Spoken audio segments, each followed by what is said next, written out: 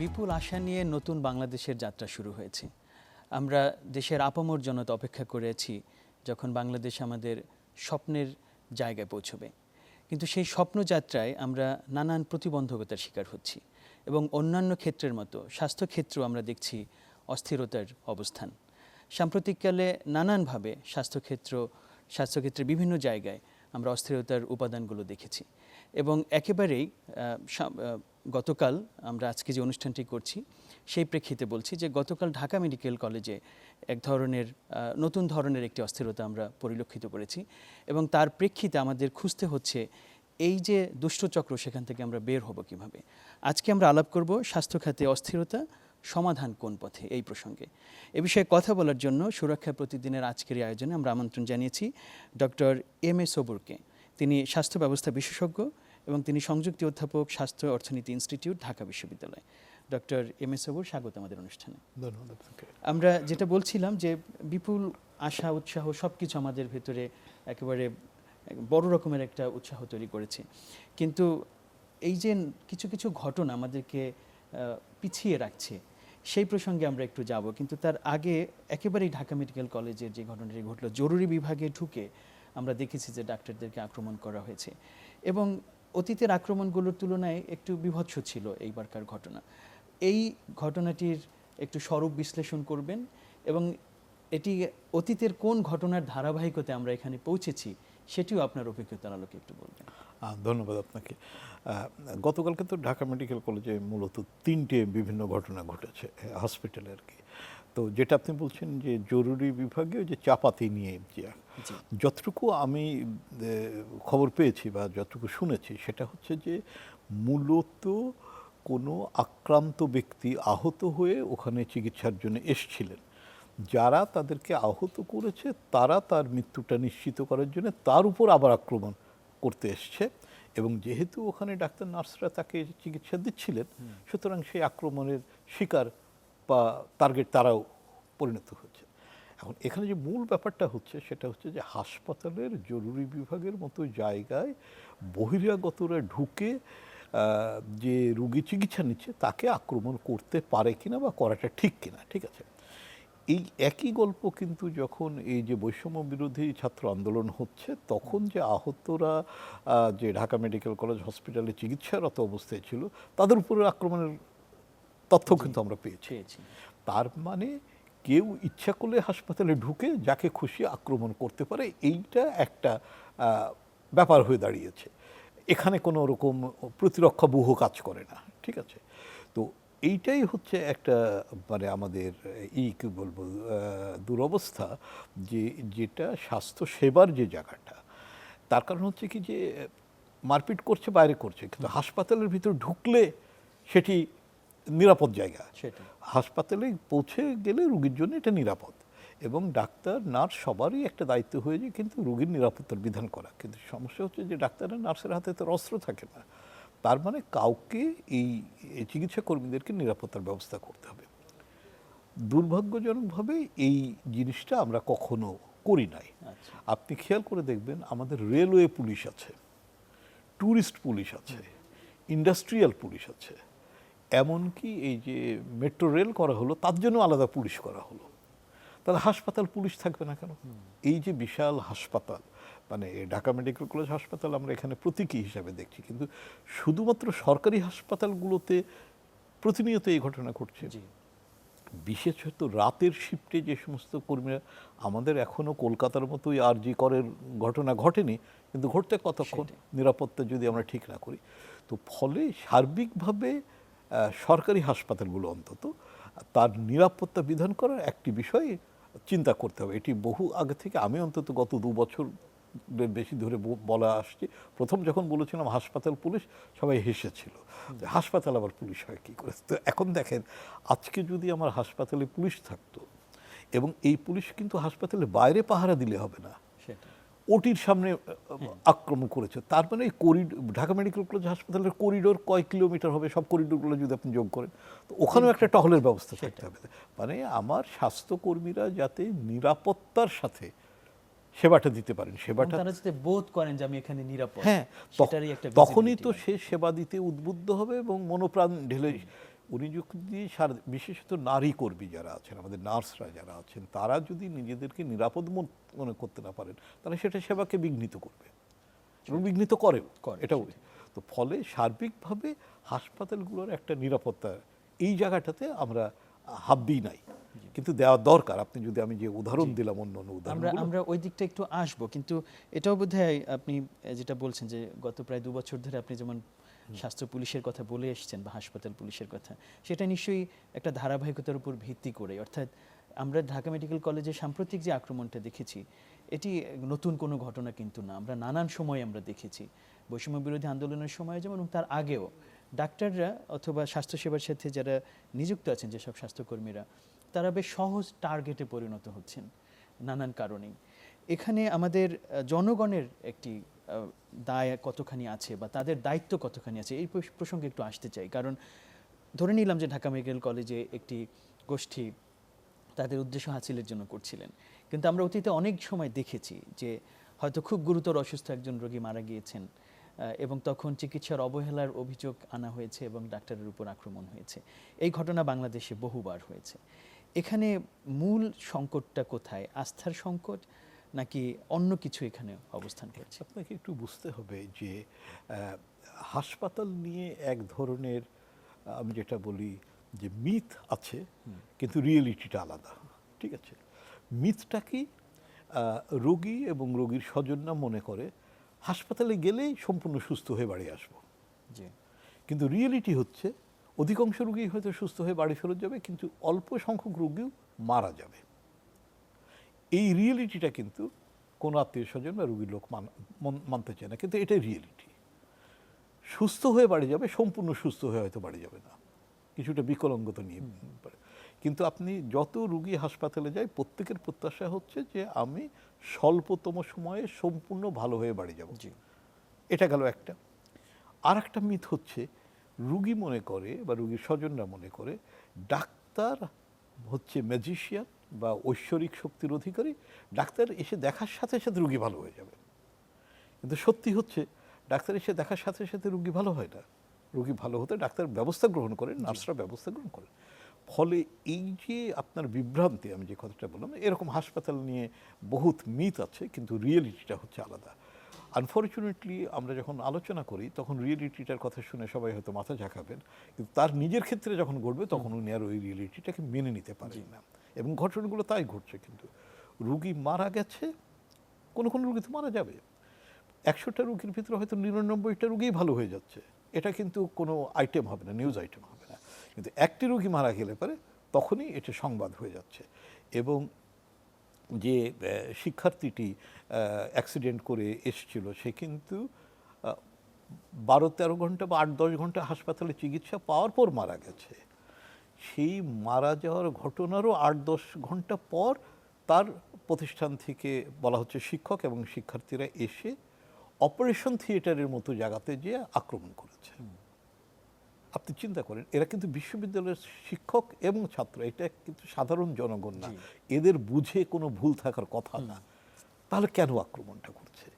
এখন এই যে একটা অস্থির সময় আপনি যাচ্ছে বলছেন, এখন সব দিকেই আপনি অস্থিরতা দেখবেন। এখন এই অস্থিরতা কতটা ক্ষোভের বহিঃপ্রকাশ, দীর্ঘদিন ধরে যে বৈষম্য চলছিল তার বহিঃপ্রকাশ, অথবা এই অস্থিরতাটাকে মানে করা হচ্ছে, নার্চারিং করা হচ্ছে। ঠিক আছে, আমরা বিপ্লব প্রতি বিপ্লবের কথা শুনছি, সবই শুনছি আর কি। ঠিক আছে, তো ওটাও কিন্তু একটু করতে হবে। তার কারণ হচ্ছে ভাষায়, তার কারণ হচ্ছে যে বিইউবিটির শিক্ষার্থী একজন শিক্ষকের নামও দেখলাম, তারা এসে যে ঘটনাটি ঘটিয়েছে এটা কিন্তু ঠান্ডা মাথার ঘটনা। ঘটনাটা ঘটে যাওয়ার অনেক ঘন্টা পরে তারা এসছেন, এসে টার্গেটেড আক্রমণ করেছেন। রুগী মারা গেল, ওই মুহূর্তে হিট অফ দ্য মোমেন্টে রুগীর আত্মীয় স্বজন একটা রিয়াক্ট করেই বসতে পারে, হতে পারে। কিন্তু এই যে এই ঘটনাটা কিন্তু 10 ঘন্টা পরে সেটা কিন্তু একটু অন্যরকম একটা বার্তা দেয়। তো ফলে একটি তো হচ্ছে যে সার্বিকভাবে যদি ঢাকা মেডিকেল কলেজ হাসপাতালের কথাটা দেখেন, এখানে তো একটা দারুণভাবে নিরাপত্তার ঘাটতি রয়েছে, যেটা ডাক্তার, নার্স বা অন্য চিকিৎসা কর্মীরা দাবি করছেন যে আমাদের নিরাপত্তার ব্যবস্থা করতে হবে। এটা একটা। আর আরেকটা জিনিসও এই প্রসঙ্গে আপনাকে একটু বলে রাখি, এটাও আমাদেরকে মাথায় রাখতে হবে। ঢাকা মেডিকেল কলেজের হাসপাতালের স্বীকৃত শয্যার সংখ্যা হচ্ছে 2600, কিন্তু সেখানে 4000 রোগী থাকে আমরা জানি।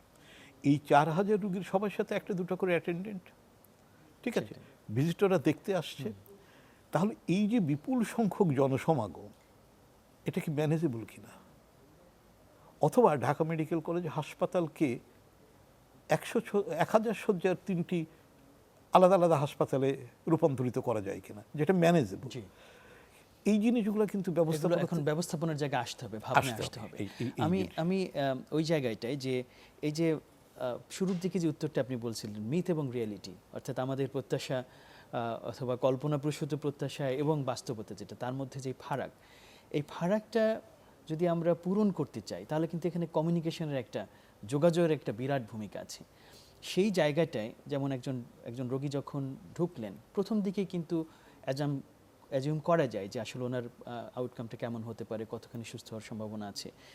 ওই শুরুর দিকে যদি এক্সপেকটেশনটাকে কমিউনিকেট করা হয়, যোগাযোগ করা হয় রোগীর স্বজনদের সাথে, তাহলে এই জায়গাটায় একটি পরিবর্তন আসতে পারে।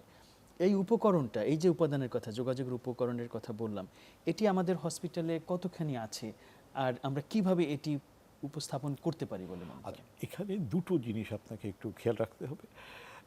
যে এটাতে কোনো সন্দেহ নাই যে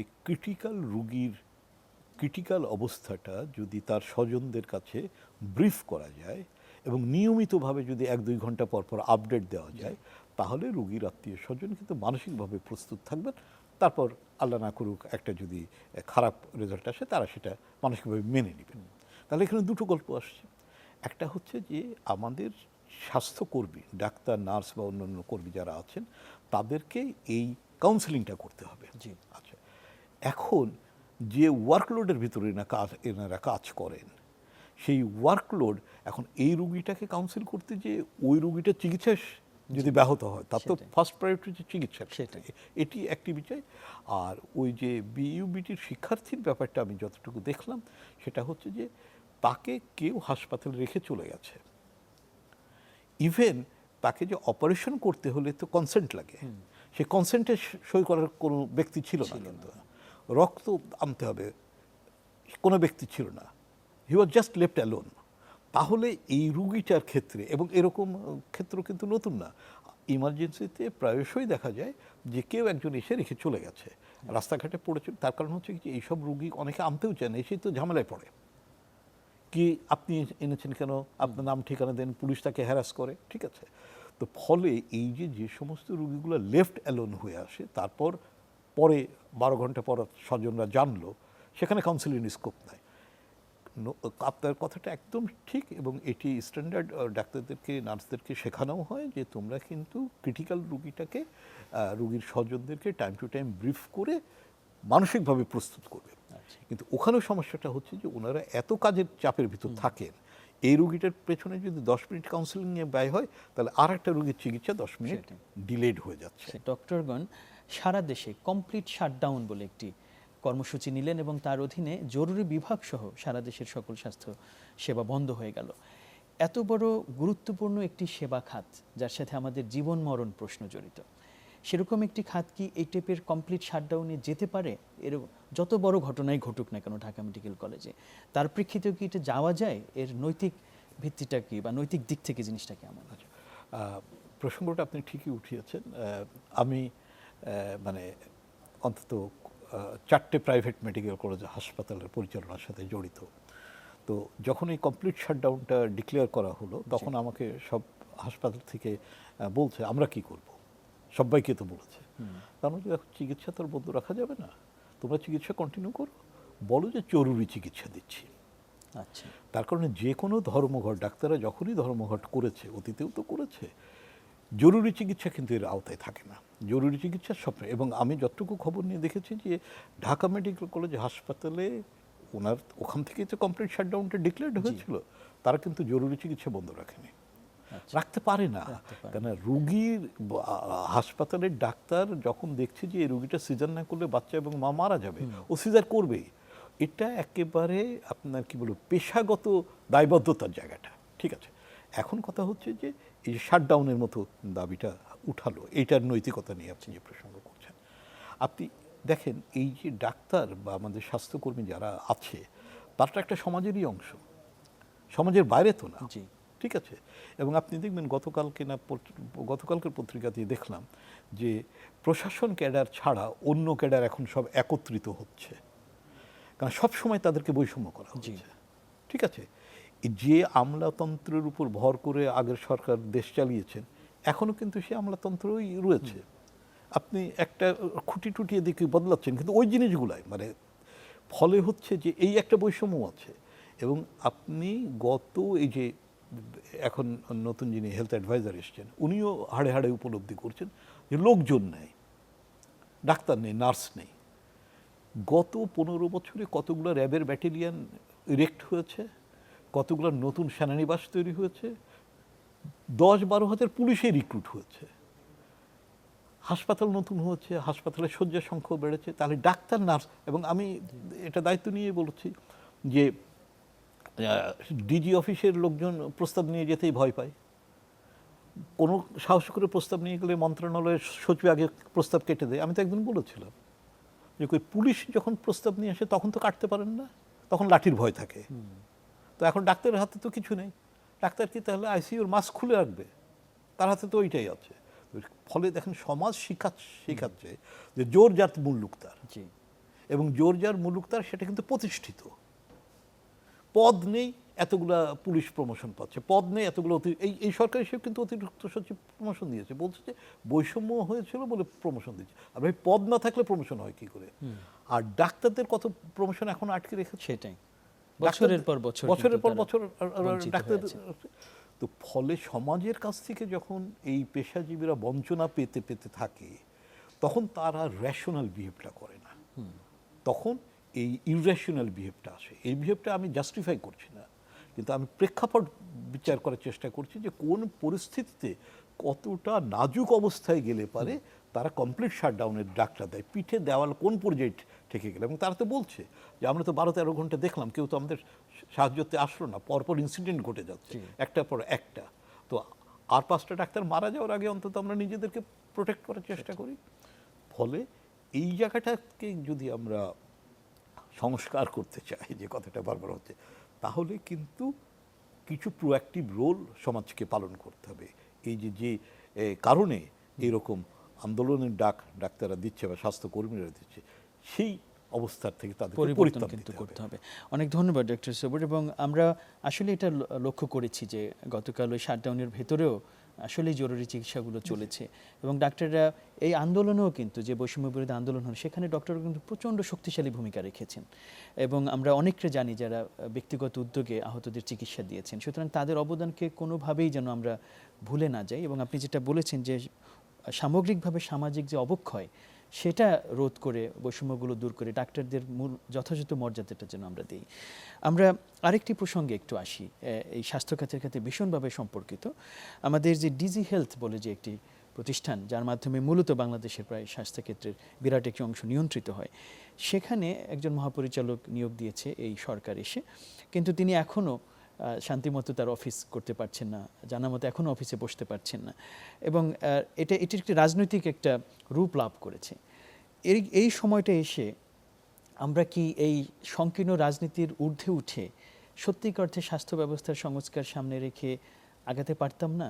আমরা এই আটকে গেলাম কেন এখানে? আমরা আটকে গেলাম এই কারণে যে আপনার 1990-এর আগের কথা নয়, বাদই দিলাম, 1990-এ এরশাদ পতনের পর যে আমরা গণতন্ত্রের সুবাসটা পেলাম, প্রত্যাশা করেছিলাম, আসলে গণতন্ত্র আসেনি, আসলে দলীয় শাসন। ঠিক আছে, হয় এই দল খাচ্ছে না আরেক দল খাচ্ছে, এইভাবেই কিন্তু গত কত বছর ধরেন, ওইদিকে 10 যদি ধরেন, এদিকে 24 যদি ধরেন, 34-এর উপরে চলে এসছে কিন্তু, এবং এখনও তাই হচ্ছে। কিন্তু এখনও আপনি মানে ডিজি হেলথের কথাটা নিয়ে আমরা আলাপ করব, কিন্তু এখনও এস আলমের গাড়ি কারা বের করে নিয়ে গেছে, অমুক জায়গায় চাঁদাবাজি কার দখলে গেছে, গুলশানের ময়লা কালেকশন কার দখলে গেছে, ঝুটের ব্যবসা কে দখল নিচ্ছে। এই যে দলীয়করণের গল্পটা 34 বছর ধরে যে দলীয়করণের গল্প হচ্ছে, এই গল্প এই যে এখন যারা রুবেদ আমিন সাহেবের বিরুদ্ধে কথা বলছে, আমি তো দেখছি যে কিছু ডাক্তার আছে এবং তারা ওই ফিক্সড কিছু 30, 35, 40 জন মানুষ, তাদের কাজই হচ্ছে সকাল 9টায় যে ডিজি অফিসের সিঁড়িতে বসে ব্যানার একটা নিয়ে। আমি অনেকের সাথে কথা বলেছি, যে দেখেন ডক্টর রুবেদ আমিনকে আমি সাপোর্ট করছি না, কিন্তু আমাকে একটা নাম বলেন যে রুবেদ আমিনের চাইতে ভালো হবে। আচ্ছা, কেউ কিন্তু বলতে পারেনি। ঠিক আছে, এখন কথা হচ্ছে যে অন্তর্বর্তীকালীন সরকারের হাতে অপশনটা কি? কাউকে তো ওখানে বসাতে হবে, কাউকে দিয়ে তো চালাতে হবে। সেটাই। এবং খেয়াল করে দেখেন, খুব মজা লাগলো আমার যে সম্প্রতি একজন অতিরিক্ত মহাপরিচালকের পোস্টিং হচ্ছে। ঠিক আছে, আমি প্রথম বুঝতে পারিনি, দেখেছি বুঝতে পারিনি।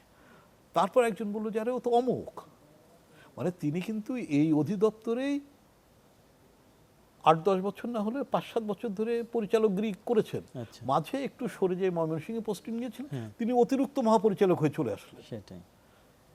রুবেদ আমিনকে যদি মহাপরিচালক না করা হতো, উনি যদি পরিচালক হিসেবেই থেকে যেতেন, আমি নিশ্চিত খুব বেশি কিন্তু মানুষজন তার নিয়ে কথা হতো কথা না। হতো না। তার মানে there are people who are aspiring to be the DG. জি।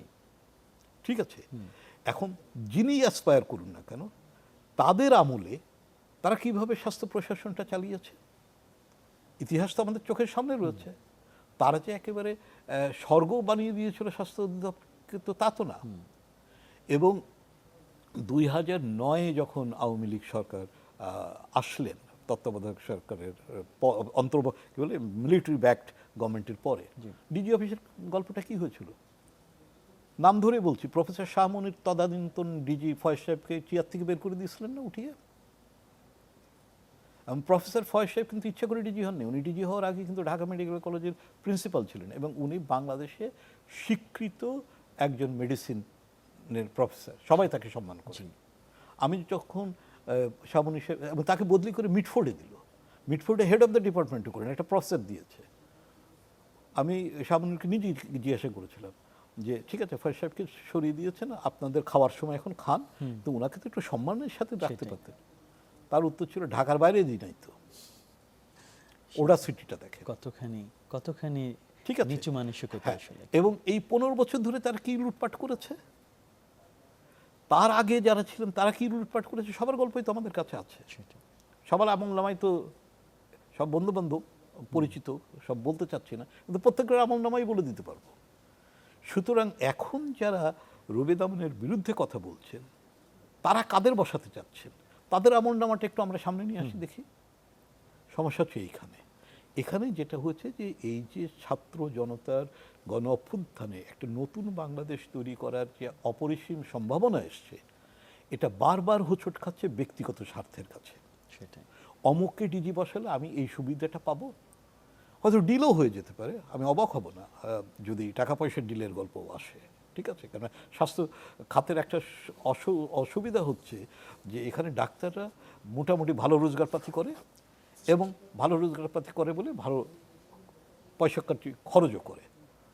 ঢাকাতে একটা প্রফেসরের পোস্টিং 8-10 লাখ টাকায় বিক্রি হয়। ঠিক আছে, এগুলো হয় কেন? অন্য অন্য সরকারি চাকরিতে তো হয় না। তার কারণ হচ্ছে যে এখানে আছে। তো ফলে এই যে এটা এখন সমস্যা যেটা হচ্ছে যে আমাদের যে সরকার শক্ত হাতে সব কিছু যে দমন করবেন, সেই শক্তিশালী হওয়ার ব্যাপারটা এত সমস্যা, কয় দিকে নজর দিবেন। সেটাই। ঠিক আছে, আজকেই ব্যতিব্যস্ত হয়ে গেছে actually সরকার বাংলাদেশ। আজকেই দেখছিলাম প্রথম আলোতে বর্তমান উপদেষ্টার একটা সাক্ষাৎকার পড়ছিলাম। উনি এই যে বন্যা আসলো, বন্যার দিকে নজর দিতে হচ্ছে।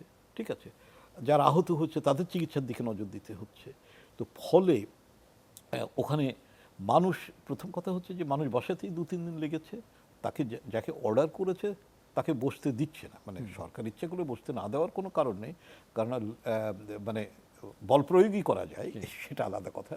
কিন্তু ব্যাপারটা যেটা হচ্ছে যে যারা এই আপত্তি উঠাচ্ছেন, এবং আপনি যদি হিসাব করেন এগুলা তো যে আগে কারা আসবে, এই যে 35-40টা মানুষ প্রতিদিন 8 ঘন্টা বা 6 ঘন্টা ওখানে ব্যয় করছে, এদের খাওয়া দাওয়ার পয়সা আসছে কোত্থেকে, এদের ব্যানারের পয়সা কে দিয়েছে, এদের যে মেগাফোন নিয়ে কথা বলছে এর পয়সা কোত্থেকে আসছে, এগুলো খোঁজ করলেই তো বেরিয়ে যাবে যে কোন উদ্দেশ্যে করছে।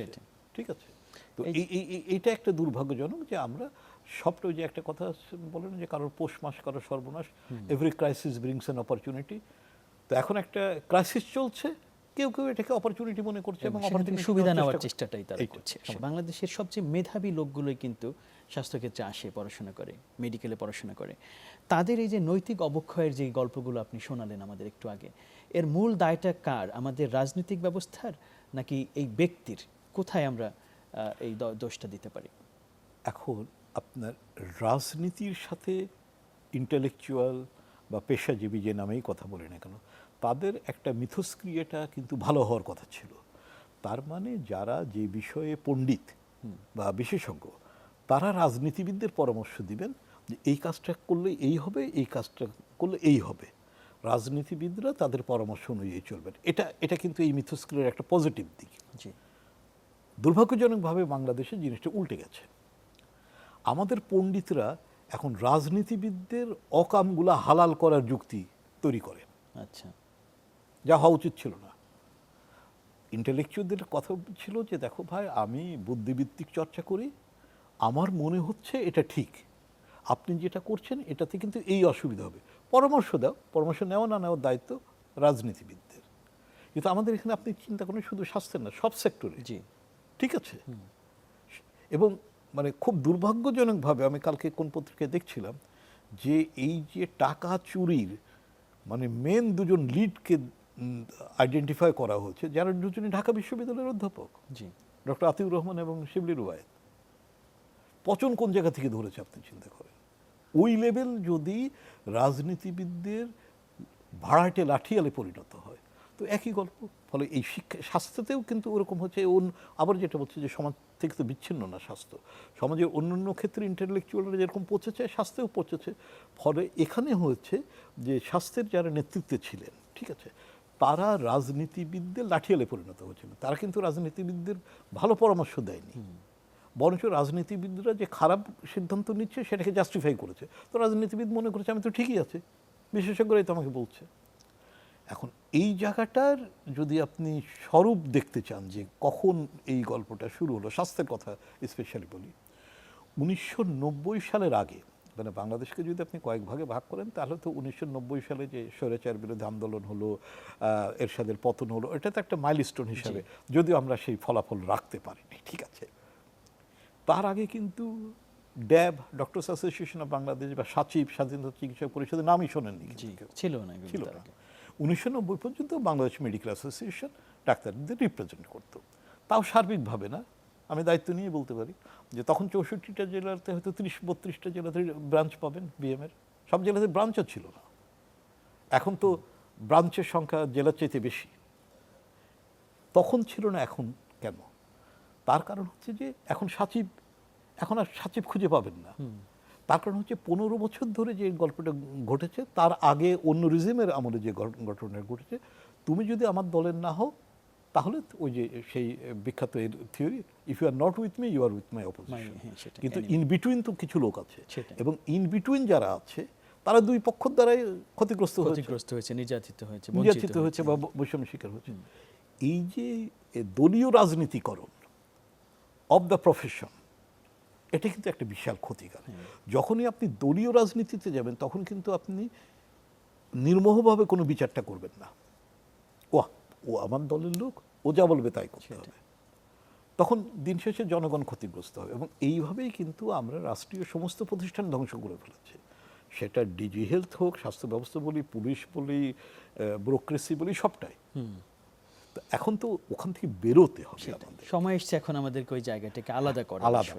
রাজনীতি দোষের কিছু নেই, রাজনীতি থাকবে, রাজনীতি দিন শেষে সবকিছু সমাধান দেবে, কিন্তু দলীয় রাজনীতি না, দল কানা রাজনীতি না, সেটা যেন না থাকে, সেটার জন্য না হয়। এটা অনেক অনেক ধন্যবাদ ডক্টর এম এস সবুর। সময় স্বল্পতার কারণে একটু শেষ করছি আমরা, কিন্তু আমরা দেখব যে এই যে আলোচনাটা, এই যে রাজনীতির যে সংস্কার যেটা, সেটি আমরা ভবিষ্যতে আরও করতে চাই, এবং যাদের আত্মত্যাগের বিনিময়ে আমরা এই নতুন একটি সম্ভাবনা তৈরি করতে পারলাম, তারাও যাতে সঠিকভাবে চিকিৎসা পায় এবং স্বাভাবিক জীবনে ফিরে আসতে পারে সে বিষয়ে আপনি যে কাজগুলো করছেন, এই যে কথাগুলো বলে যাচ্ছেন, সেটি আমরা চাই যে সঠিক কানে পৌঁছাক।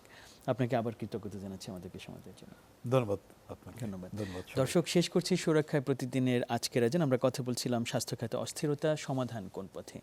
আমরা বুঝতে পারছি যে ডক্টর এম এস সুবর তার দীর্ঘ জীবনের যে অভিজ্ঞতা, তার আলোকে আমরা বুঝতে পারছি যে বাংলাদেশের স্বাস্থ্য খাত সহ অন্যান্য যেই পেশাগুলো ছিল, সেবাধর্মী যে পেশা অথবা বুদ্ধিবৃত্তিক যে পেশা, সেখানে কিন্তু রাজনীতিকীকরণের বা দলীয় রাজনীতির একটি খুবই ভয়ঙ্কর খারাপ প্রভাব পড়েছে।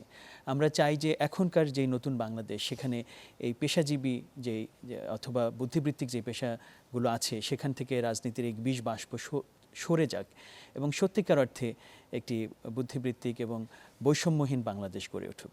সেই প্রত্যাশা রেখে আজকের মতো শেষ করছি সুরক্ষা প্রতিদিনের আয়োজন।